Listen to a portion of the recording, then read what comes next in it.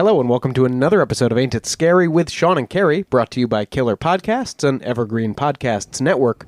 I'm the titular Sean. And I'm the very titular Carrie. It's the show that takes you inside the unbelievable, the unexplainable, the macabre, and the bizarre and tries to find an answer. Hello, Caroline. Hi.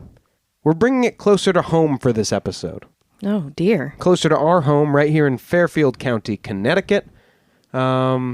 It's not too often, lately that we do a local Connecticut story.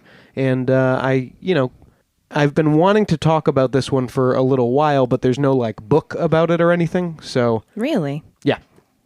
But there are, still plenty of local newspaper articles. There's, court documents. So I did some old-fashioned gumshoeing, and by that I mean Googling for this episode. Well, aren't you a Nancy Drew? On the Stamford bra murders. Oh, I've never even heard of that. Yeah, this was a series of 5 unsolved murders between 1967 and 71, sort of at the beginning of the, you might say, golden era of serial killers. These were all committed by one person, one man, we can presume. All 5 of the victims were young black women. All of them were strangled and dumped along a less than 1 kilometer stretch of the Merritt Parkway. Ooh, where on the Merritt? Right near the Riverbank Roxbury Road overpass in Stamford. So near exit 34, 33. Oh, we just passed that this weekend. Yes, we did. Wow. And now you'll think of it, unfortunately, every time you drive by. I will, absolutely, yeah. Yeah, so most of these victims were strangled with their own brassieres, hence the name that's been given to the crime. The bra murders. Not all of them were strangled with their bras, and we'll have more on that later, of course. That's not necessarily an uncommon thing, the strangling with undergarments. Didn't the Boston Strangler or someone of that ilk strangle people with their own pantyhose? The Boston Strangler did, yeah, for sure. And that'll be an episode of this show sometime. You gotta dedicate a 2-parter to that guy. Or guys. Or guys. Most or all of the victims in the Stamford bra murders were sex workers. The reason I say most or all is because, unfortunately, there's not a terrible amount of information available on these women, especially the earlier crimes, because until there were 4 or 5 of them, the media wasn't covering these murders too carefully or heavily, until there was a little bit more of a public outcry, or at least not enough that articles have survived to this time, right?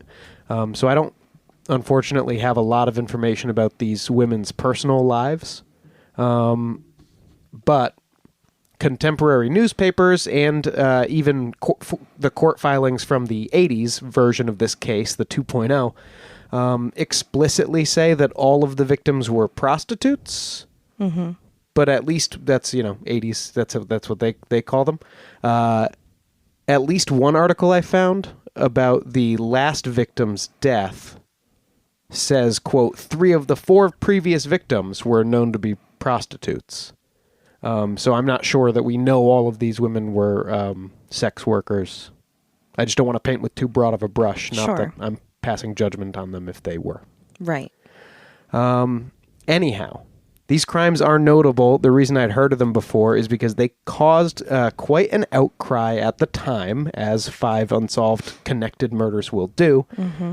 And in this case, they also caused a public examination, a very loud public examination of whether Connecticut's justice system was working for everyone, regardless of the color of the victims. Yeah, there's a common phrase in serial killer and crime, the serial killer and crime lexicon, calling some victims the less dead. And that doesn't mean that we're calling them that. It's just that the justice system, again, it is biased towards some people. You, as our listener, might see a lot of young white women going missing in the news, like that's a big thing, or being murdered or whatever. You don't see it as much for young women of color, trans people, sex workers, certainly. And there is an absolute bias to tell certain stories that seem, quote unquote, more tragic.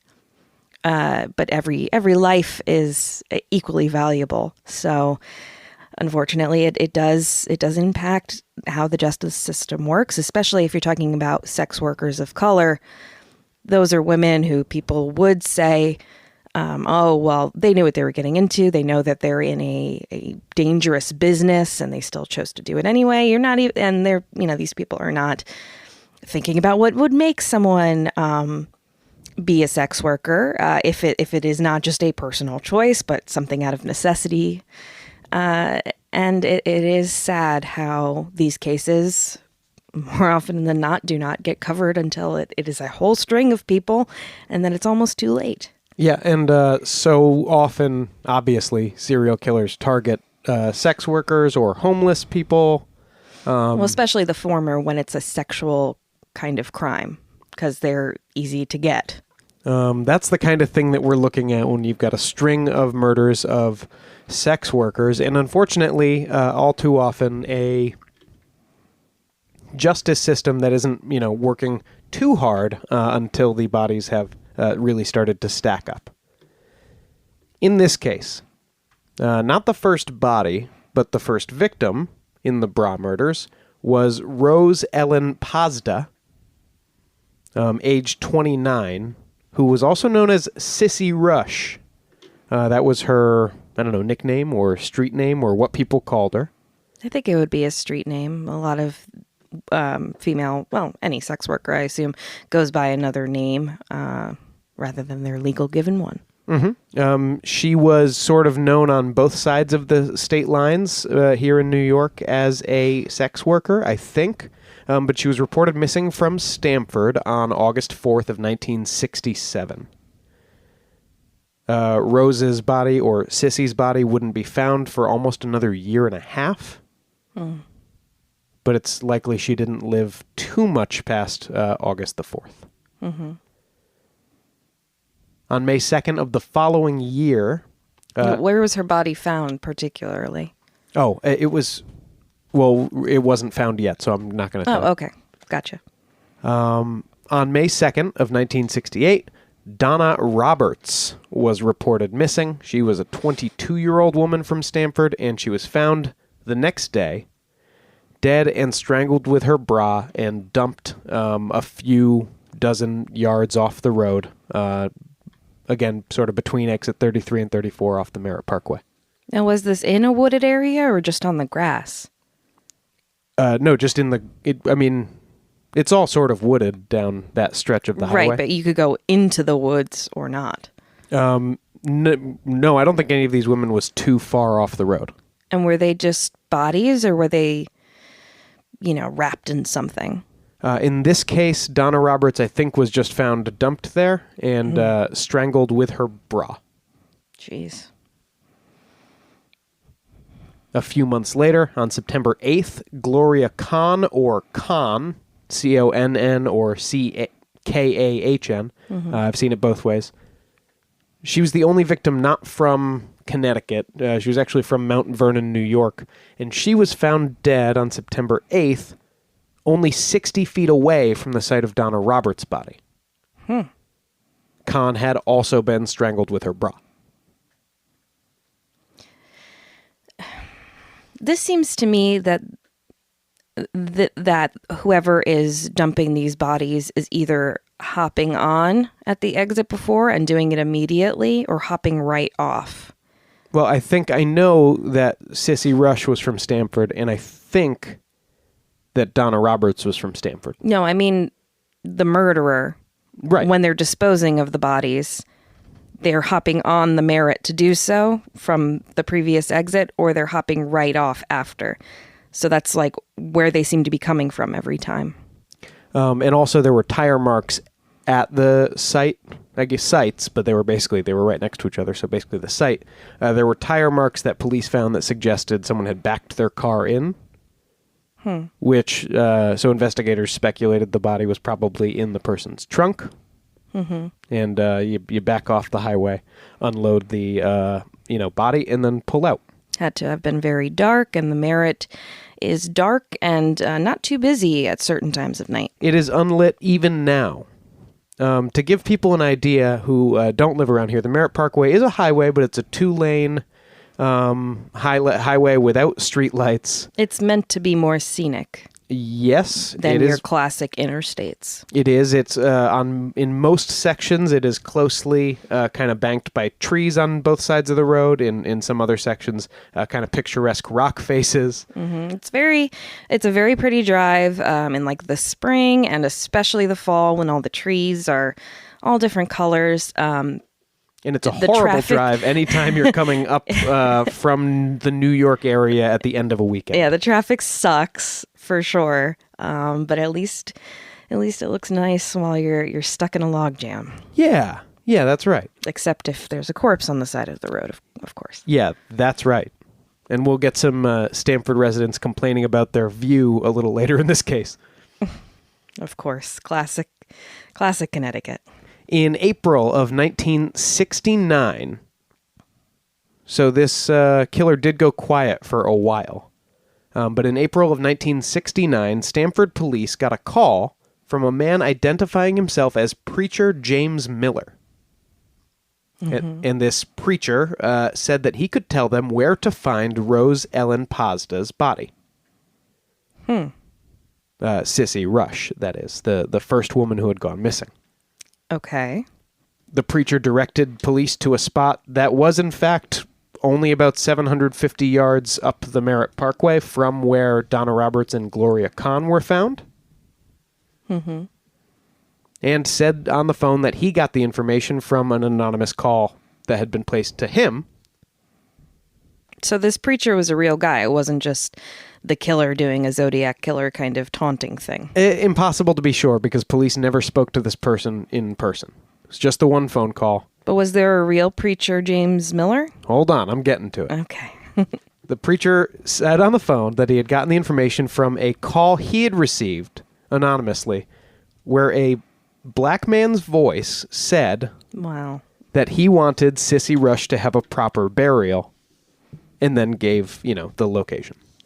Any someone's voice is always going to be up to your interpretation of certainly. What that sounds of course. like. So, but following the directions given to them on the phone, police did find the skeletal remains of Rose Ellen Pazda, a.k.a. Sissy Rush, once again in, a wooded area just off the Merritt Parkway.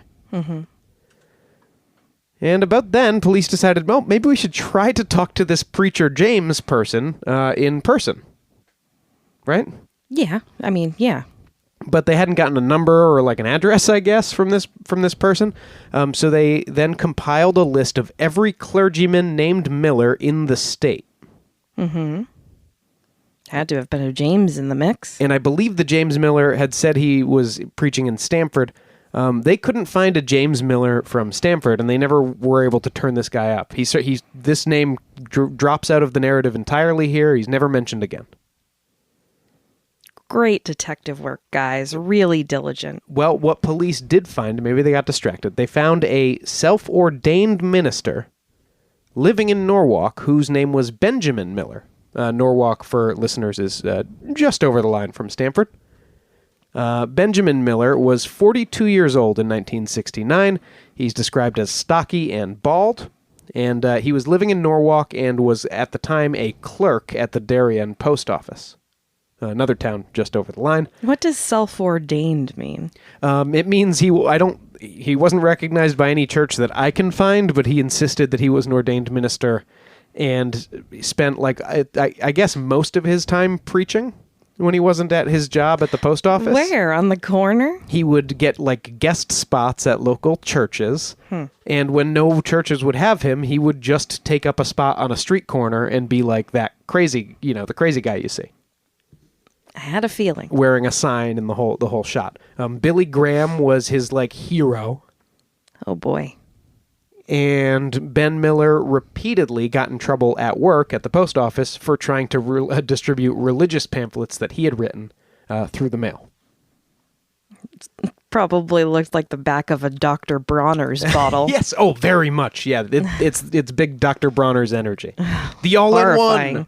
Horrifying. Good soap. Weird label. Now, because he was a bit of an outcast among his own kind of in his own neighborhood and in the churches he tried to go to first, Miller spent a lot of time in black churches and on street corners in black neighborhoods in Norwalk and in Stamford. But one of his usual haunts was kind of in the same neighborhood that most of these victims were snatched up from, not far away from where that overpass is. Well, the thing that makes me suspicious from the jump is that if he said someone called him, like who would know to call him, and how would they know where to call him if he's just a guest speaker? Well, I don't think Benjamin Miller is the James. I don't think he's the James Miller. This is just another unrelated guy? I think this is an unrelated guy. It's just that's how he came to police's attention.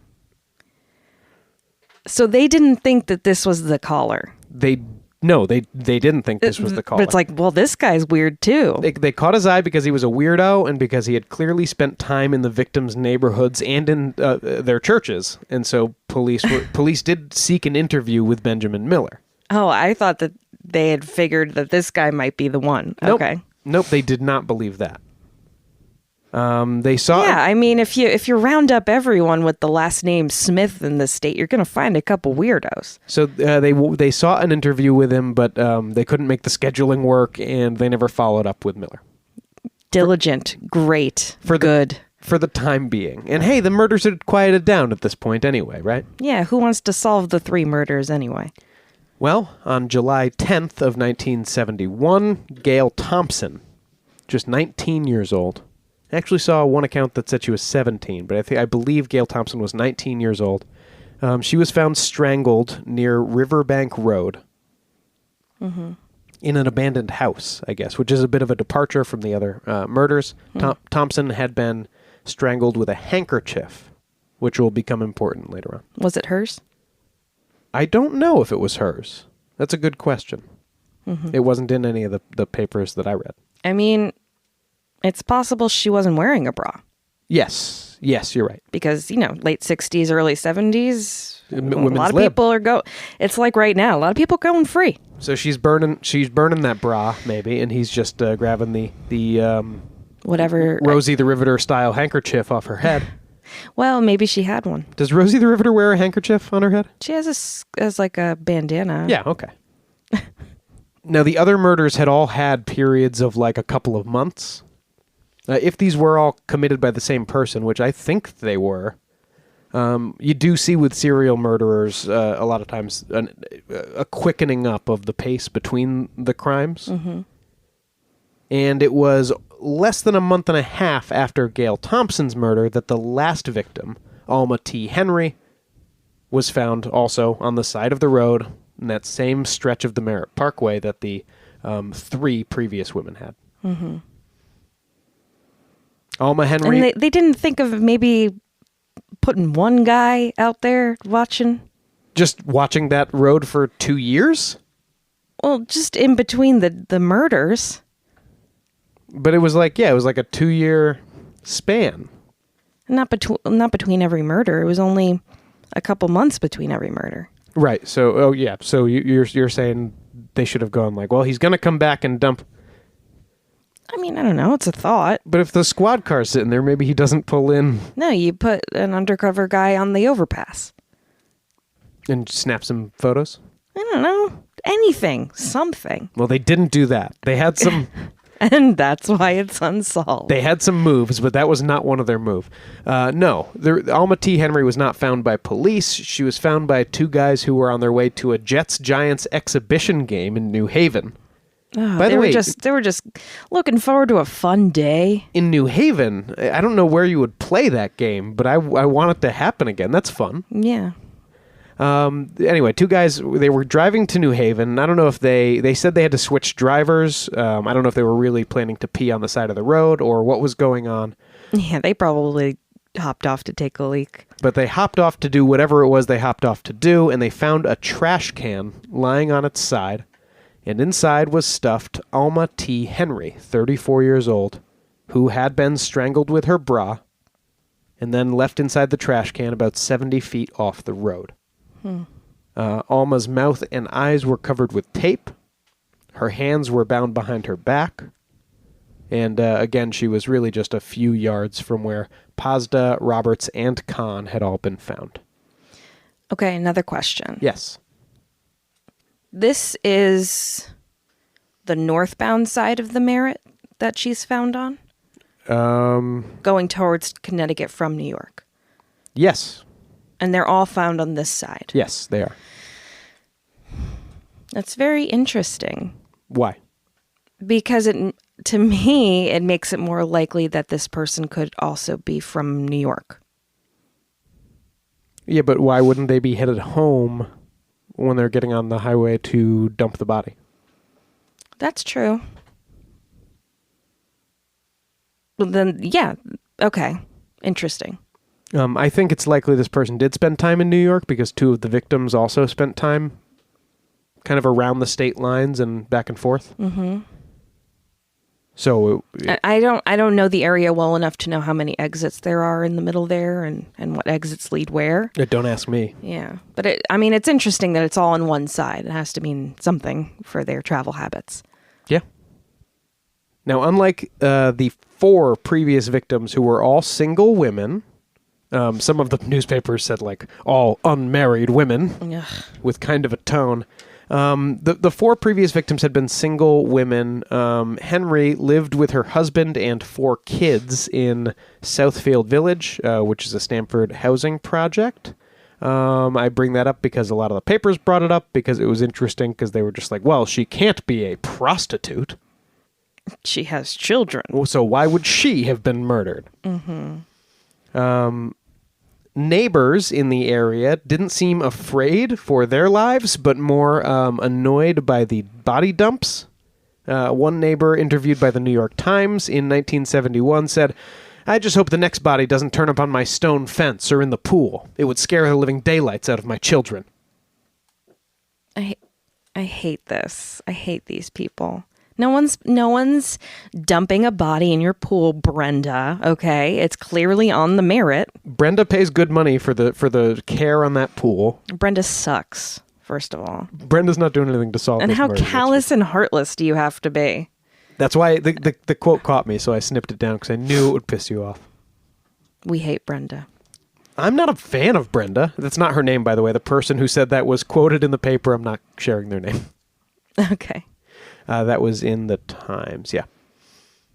Anyway, with the murderer apparently active again, and two murders in as many months, pressure mounted on police to get something done. The Stamford chapter of the NAACP held press conferences to ask whether the police would be doing more if the victims were white. Mm-hmm. And new local groups formed, like the Concerned Citizens of Black Stamford, which were basically just dedicated to the proposition of getting the police to do something about this. Good. Someone has to get them to. Well, and there's racial context here that it's easy for us to forget. I mean, we've been talking about sort of racial tensions and stuff in our country for the last couple of years. Right. But this was, remember, the late 60s, early 70s. Donna Roberts was murdered 1 month after Martin Luther King was killed. Yeah. And in the aftermath of that assassination, there were like racial clashes and, protests and riots and all kinds of unrest sort of all over the country. In Stamford, this is just an interesting detail from the Advocate, the Stamford Advocate here. in Stamford, the post-Martin Luther King assassination protests included the raid of a poultry on West Main Street. Poultry? A poultry, like full of chickens, where the looters killed all of the white chickens and set all of the black and brown ones free. Like a chicken coop? Yeah. Okay. Misguided. It's a very unique form of protest I'd never seen before. I guess you didn't have to kill the poor chickens. I know. What did the white chickens do? I mean, they're just chickens. Anyway, all of this was... My point is there was a growing feeling that a lot of the, way that the U.S. worked wasn't built for everybody to enjoy equally, maybe? I'm glad that everything's different now. Yeah, really. Yep, we solved all of these problems in the late 60s, which is why we don't talk about it anymore. So that's great. Mm-hmm. But in the early 70s, amid pressure to do something, police had formed a joint local and state police task force to solve this series of murders in Stamford. And that task force, in late 1971, decided to look harder at our old friend Benjamin Miller. And we'll get into Preacher Miller, Reverend Miller, after the break. This guy's weird.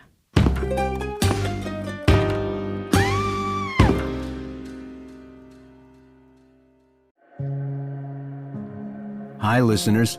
My name's Ray Suarez, and I wanted to take a moment to tell you about another podcast from Evergreen Podcasts, The Things I Thought About When My Body Was Trying to Kill Me.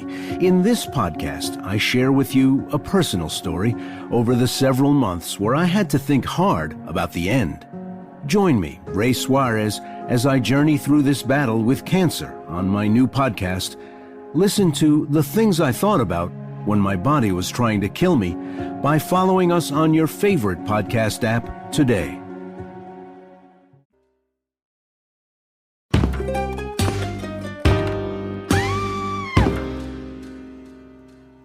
Welcome back. When last we left you, I had laid out the facts in the case of the 5 unfortunate victims of the Stamford Bra murders, as they've become known to the annals of true crime history. Carrie, what's your read on this so far? Well, so far, it's a very sad story. Sad we don't know more about the victims, though, of course, you explained why that is. And it's very disappointing to see how law enforcement has responded so far, but not surprising. And you mentioned that we were going to hear more about the fake Reverend Miller. And I find that story very interesting because it seems like they're using this guy as a suspect, even though they kind of stumbled across him by chance. They certainly stumbled across him by chance, but he did have some connection to the victims, or at least to the area where the victims had mostly been seen before they disappeared. Mm-hmm. And so maybe there was something to look into here. And so invested, plus they'd never found that James Miller. Yeah, but they didn't think this was him. No, so it's so weird. And honestly, if you were going to give like a false name, just changing your first name and still being a reverend is a terrible idea. Kind of like Obi-Wan Kenobi going by Ben Kenobi. You mean old Ben? Yeah, Kenobi, the Jedi. No, that's just old Ben. He lives out on the Dune Sea. Yeah, with his brown hooded robe, Carrie, being a Jedi. He's not a Jedi. Luke clearly says he's a crazy old wizard. That's what a Jedi is. I have thoughts on Kenobi. Okay, we'll keep going. Maybe that's for Patreon. As they investigated and looked a little bit more into this Benjamin Miller, investigators found that basically everyone they talked to about him reported weird behavior. He was a loner, to say the least. He didn't seem to have any sort of friendly social connections. Everything was just kind of work, home, and then standing on street corners and preaching. He was also subject to bouts of depression and anxiety, although who among us isn't? And he was a hypochondriac who had trouble sleeping on a regular basis. These are all just kind of garden variety, low-grade mental illness things. Mm-hmm. There were some reports that in his street corner preaching, The Reverend would pay special attention to black women and girls, and also to sex workers who he would call on to, cast aside their evil ways. So paying special attention, you mean just focusing on them? Yelling at them specifically, yeah. Interesting. Not in a mean way, I don't think, but he seems like he put on a pretty harmless face when he was doing this whole preaching thing, but, just like a weird guy yelling Christian stuff on a street corner. Mm-hmm. Miller was interrogated by police armed with this knowledge several times between 71 and 72. In the interrogations, police said he displayed maybe some knowledge of the crimes that they hadn't made public. Mm-hmm. Specifically, when investigators showed him a photo of Gail Thompson's body and asked, what do you think she may have been strangled with?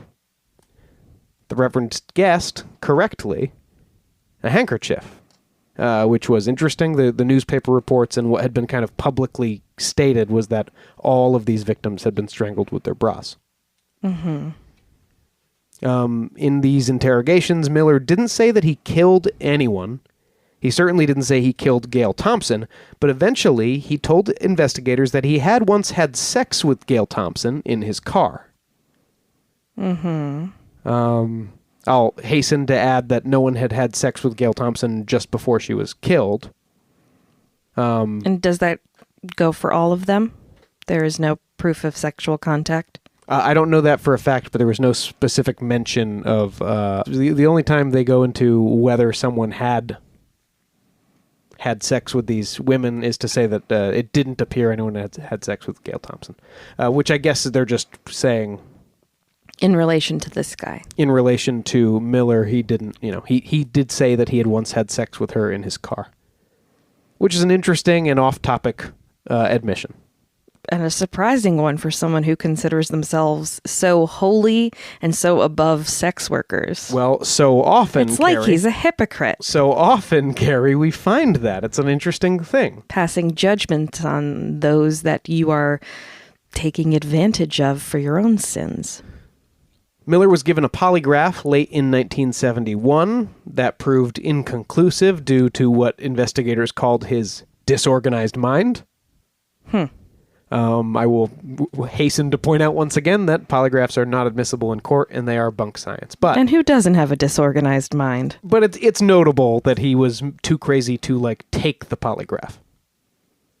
He was crazy enough, in fact, that police recommended him for a psych eval, which revealed latent schizophrenia, and Miller was committed on February 17th of 1972. How old was he at this point? He would have been... Around. 44? Because I'm pretty sure schizophrenia shows itself in your teens and 20s. So I'm sure he had... He must have been living with this for a very long time. Yes. He seems like a paranoid delusions kind of a guy. Yeah. Well, he was interred at Fairfield Hills in Newtown. Oh. For a little bit about the conditions at Fairfield Hills while it was in operation and about the possible hauntings ever since. You can check out our, I think, very first episode. First or second, yeah. Connecticut Legends and Lore. That's our first two episodes, our two-parter. We talk about Fairfield Hills Asylum. While interred there in Newtown, Connecticut, Miller exhibited consistent hypochondria and clinical delusions, in the words of his doctors. And then one day, he suddenly told his shrink that he wanted to speak to investigators in that murder case again. Mm-hmm. And on February 29th, he confessed via a note to investigators to killing 7 women. The investigators said he described killing Thompson in detail, or in his written confession, he described killing Thompson in detail and gave rough locations of at least 3 of the other body dumps. On March 1st, investigators brought him out to the crime scene and had him recreate several aspects of the crime. This was over there kind of stuff. Mm-hmm.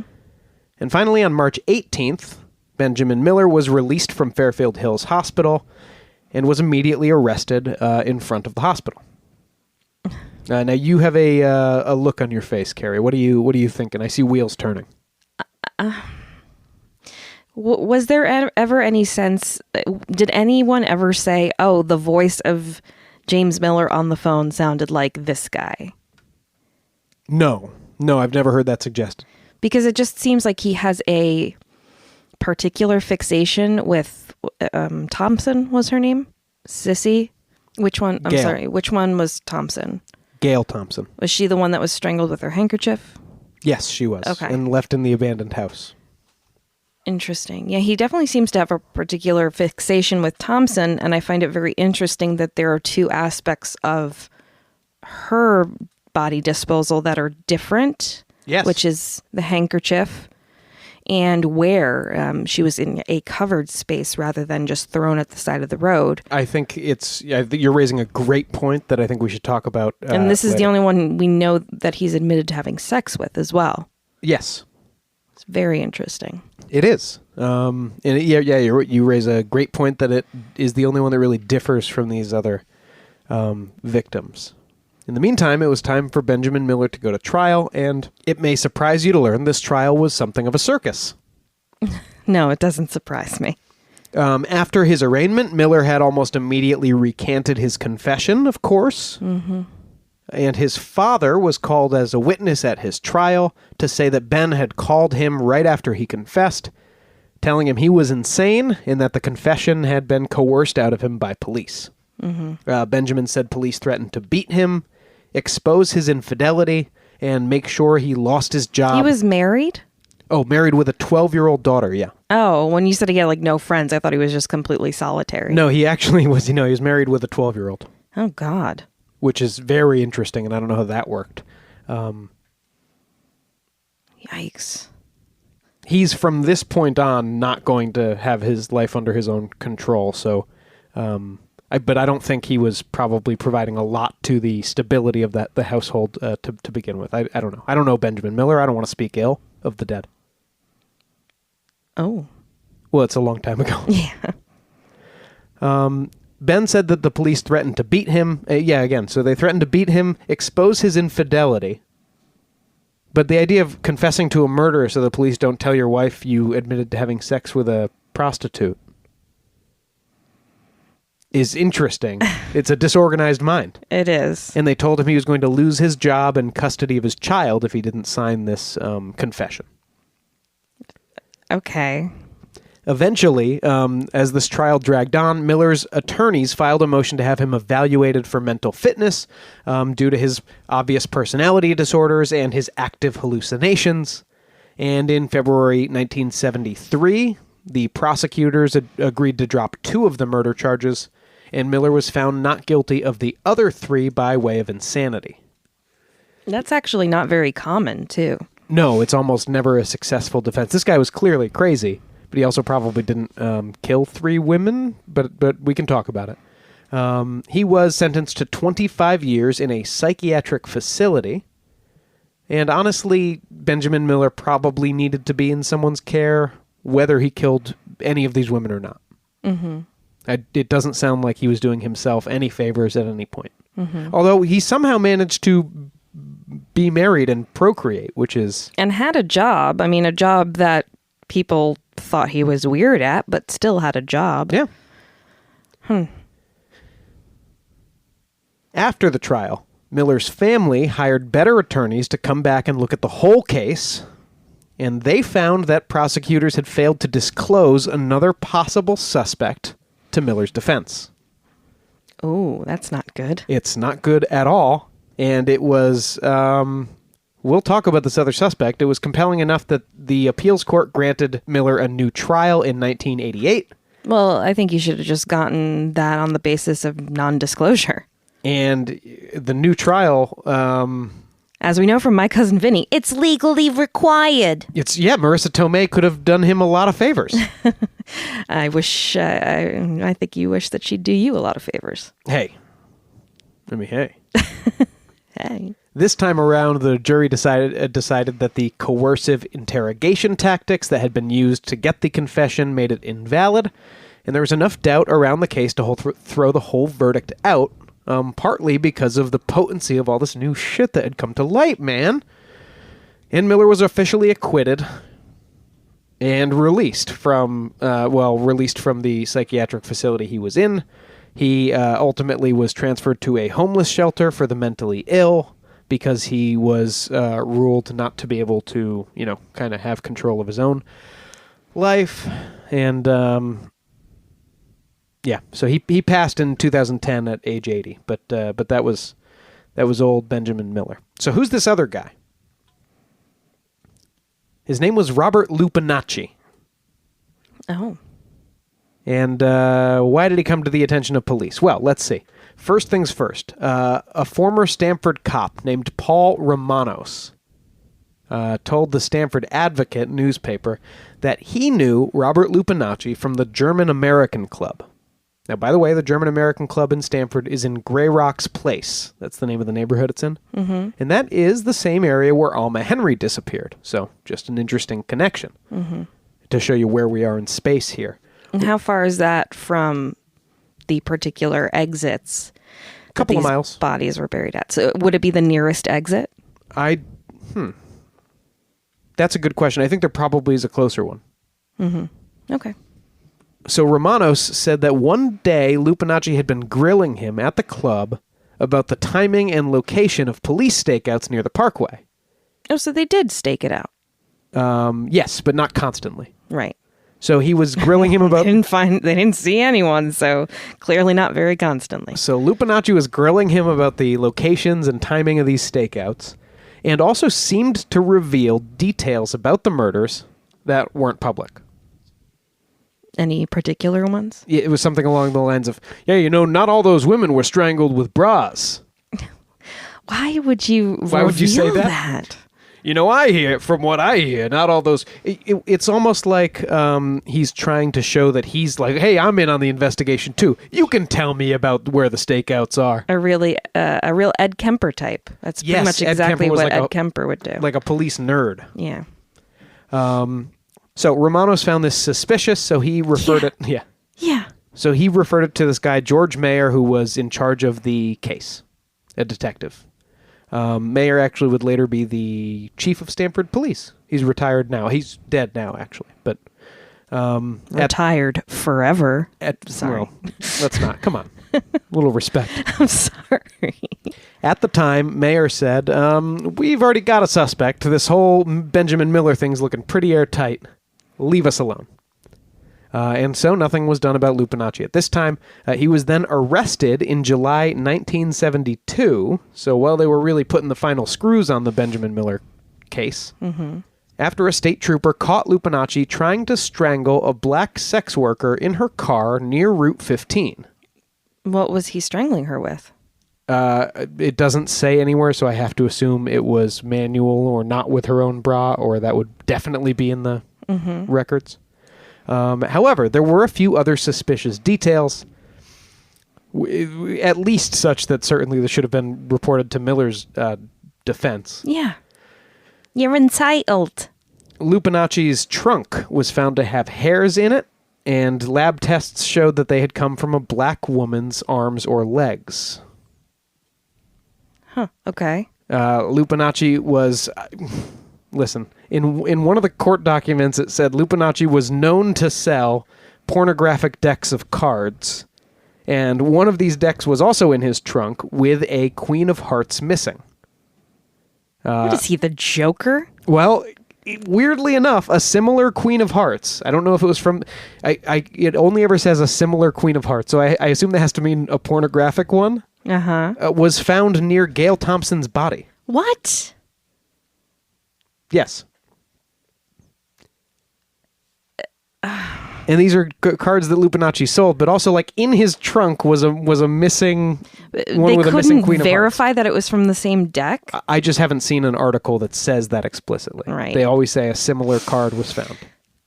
And okay. Even the like the court papers from when they released Miller just say, like, a similar card was found. So let's talk about some other stuff about Lupinacci. What did police find out about him as they investigated? Investigators found Lupinacci was known to patronize black prostitutes and, quote, referred to blacks disparagingly. So he was kind of a known racist, but also preferred black sex workers. It's one of those self-hating things. Lupinacci had been working in the motel where Gail Thompson was staying in 1971. Mm-hmm. And Thompson was last seen getting into a car that matched the color and make of Lupinacci's car. It's all circumstantial unless they could get some sort of definitive evidence about the deck of cards. I mean, they couldn't use DNA or anything back in the day. But Carrie, if I may, I'm not done. Okay. In 1967, he had been seen hanging around bars in Portchester, bars that Sissy Rush was known to frequent. Mm-hmm.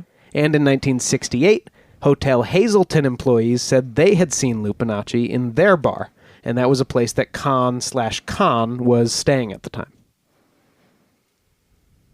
In 1966, a few years before, Lupinacci had been accused of rape and prosecuted, but the charges were ultimately dropped when the victim didn't want to testify. Well, unfortunately, that does happen.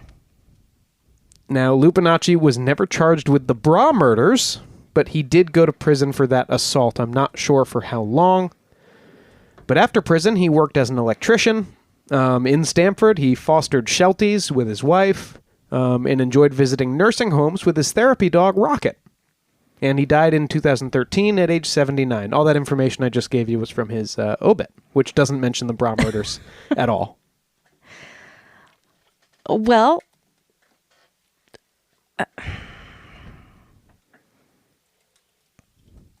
I'm glad he liked dogs. So did Hitler. That doesn't say anything. Everybody likes dogs. Yeah. Aside from the confession, which again, Miller was clearly unwell, so you can only ever take that with a grain of salt, and we've seen that time and time again in these stories. The Benjamin Miller thing is so similar. But it's so... to George Kelly, the Reverend from the Villisca axe murder case. That's why I kept saying Henry Miller. That's the name of the guy who probably did kill that family. Listen to our axe murder series for more on that. Well, my point is that aside from the confession, there's such little real evidence, circumstantial or not, tying Miller to these people. Well, I never see a lot of, and look, I haven't seen police reports, right? So I can't, this could be a failure of reporting and not a failure of policing. But I don't see a lot of mention of like physical evidence that was gleaned from these crime scenes. Right. But even in Lupinacci's case, it seems like there's at least more circumstantial evidence. But again, I don't want to. Then for this guy Miller? Then for Miller, yes. Aside from the confession, which again, he was clearly unwell. Right. Everything in Lupinacci's column here is circumstantial completely. But there's more of it. And a lot of it is pretty spooky. Yeah. It's a weird coincidence. We can at least say it's spooky. Yeah. And I mean, the deck of cards thing is weird. But... So to me, it's like the West Memphis 3 thing, where it's like, if there's... I'm not saying this other guy did it, but if there's a better case for this guy than the guy you've got in prison, then obviously you shouldn't have put the guy in prison. Yeah. And I know Miller never went to prison per se, and et cetera, et cetera. But the fact that this Lupinacci guy was never charged or anything. Yeah. And listen, maybe he didn't do it. Maybe it's just another completely circumstantial thing, and he obviously had a long life and died fairly recently. I don't want to... I don't want to make any accusations, is what I'm saying. Yes. But just based on these two cases side by side, like, it really makes clear that Miller, yes, did need mental care, but could not have been trusted to confess on his own behalf about these things. And there was just no other evidence, but he was still sentenced to psychiatric care or whatever, which he obviously needed, but like in a capacity of being guilty, right? Right. So it's just scary. It makes you think about how easy it is to actually, I mean, maybe a little less now because there's DNA and all that, but how easy it is to get put away for a crime he didn't commit. I mean, again, he could have done it, but there's less pointing to that fact. It's also, just to raise another fascinating wrinkle, Carrie, because you did mention Miller admitted to knowing Gail Thompson and then admitted to having had sex with Gail Thompson and then admitted to having murdered Gail Thompson long before he did the whole signed confession bit. The day before, not months before or anything. But and that Gail Thompson murder is the one that bears the most differences from these other crimes. It wasn't Maybe he just committed that one. Now, that was also less than a mile away. Right. And all of the other ones, like the other ones, she had been strangled, not with her bra, but Pazda, by the way, was too badly decomposed to perform like a really good autopsy, but they thought she probably was strangled also. This case reminds me a lot of the ongoing Long Island serial killer investigation, also known to me more personally as the Gilgo Beach killer. Just a little bit of background. I was going to school about 20 minutes away from Jones Beach, where all of the bodies were found back around 2011, 2012-ish. And there was the first kind of mutterings that there might be a serial killer dumping bodies along the Jones Beach, Parkway area. And it's a very similar situation. There's no lights out there. It's very dark at night. And as time has gone on, it's gotten more and more likely that these bodies are not all from one person, but rather it's a situation where it's just such a quote-unquote good place to dump bodies. Right, that this is just a series of mob hits and crimes of passion. And I mean, there probably is at least one, because a lot of them are sex workers, the bodies that they've found, which again reminds me of this case.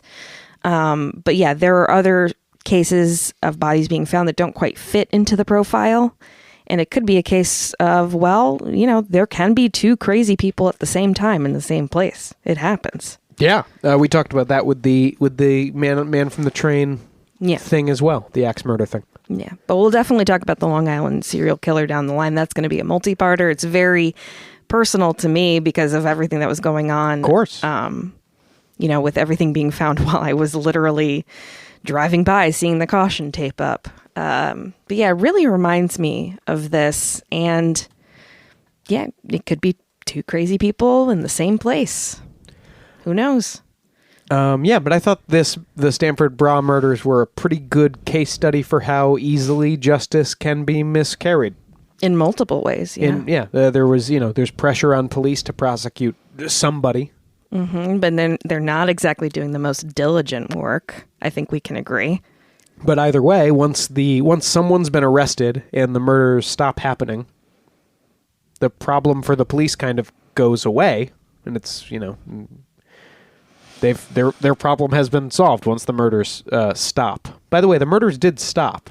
Well, that's the thing is, most often a serial killer stops because they are either caught or they die, or maybe they move and they're killing somewhere else. But Miller was obviously put away, but Lupinacci just kept on living in Stamford. Yep, just raising dogs.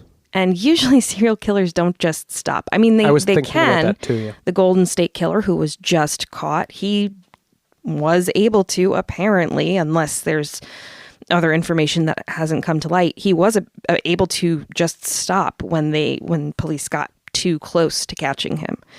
And maybe it's the same thing here. Maybe it was a little too close for comfort and you just stop. Or maybe the person got sent away somehow, or it's someone completely different. Well, when this guy was reached by the Stamford Advocate, he was like, I've never heard of that guy or whatever he did, but unrelated to my thing.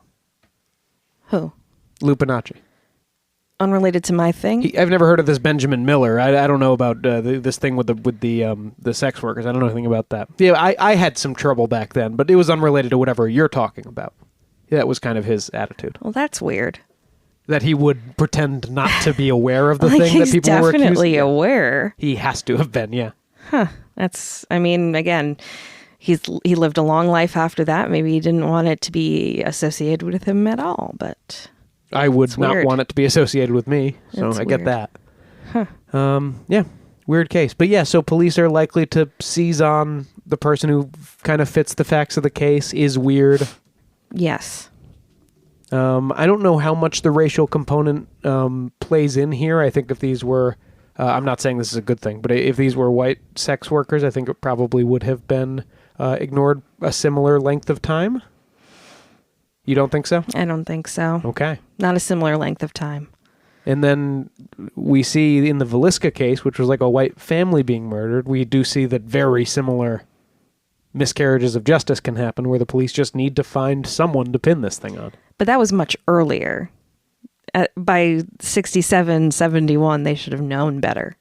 And they had more ways of trying to pin down suspects than in, what 1910, please? 1911. Yeah. Yeah, no, that's a good point. But in both of those cases, we do see how easily the mentally ill and the otherwise marginalized can be kind of just champed up in the wheels of justice. Absolutely. Which police are just people who are doing their jobs. And people can fail just like other people. And more than anything, the system can fail. Because a system's just a system at the end of the day.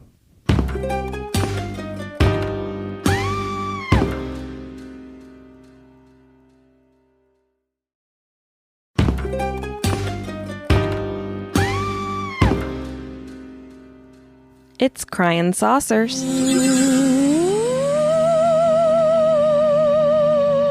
As promised, here's our wrap-up for the congressional hearing on UFOs held on May 17th at the Pentagon. Oh, I've been keeping myself pure of spoilers, Carrie. Lay it on me. The hearing was the first in more than 50 years to concentrate on military reports of unexplained aerial phenomena, aka UFOs, and also give D.C. lawmakers a chance to question Pentagon officials for more information. I like how they made the switch to UAP. They're like UFOs goofy. These are unexplained. They're not flying objects. They're aerial phenomena. Well, that's why I said AKA UFOs. I'm not going to change what I'm calling them. They're UFOs. Get over it.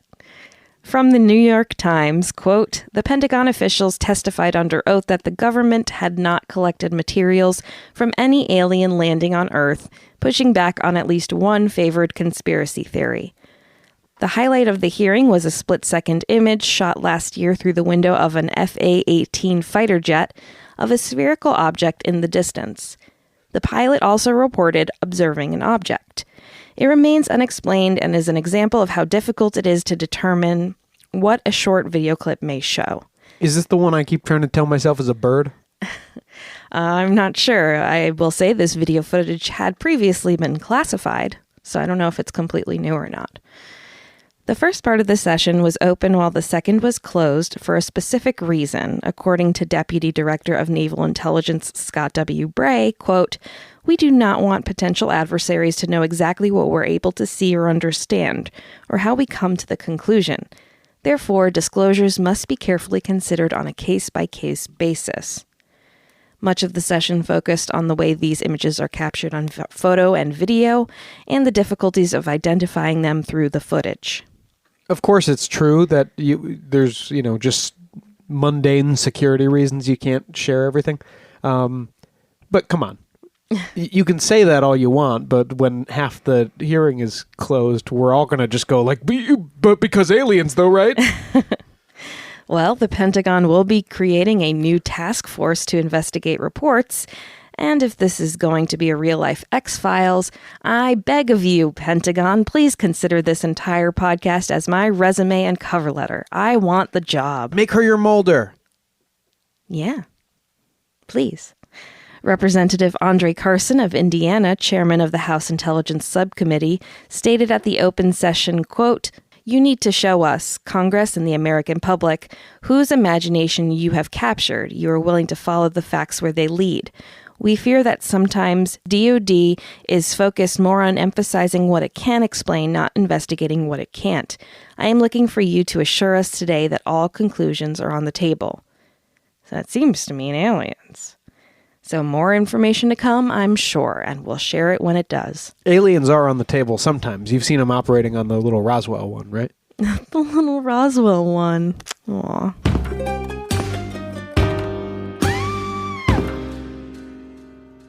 That's it for this episode of Ain't It Scary with Sean and Carrie. Like us on Facebook and follow us on Twitter and Instagram at Ain't It Scary, and check out our website at ain'titscary.com. You can support the show by supporting our sponsors and becoming a patron at www.patreon.com/ain'titscary.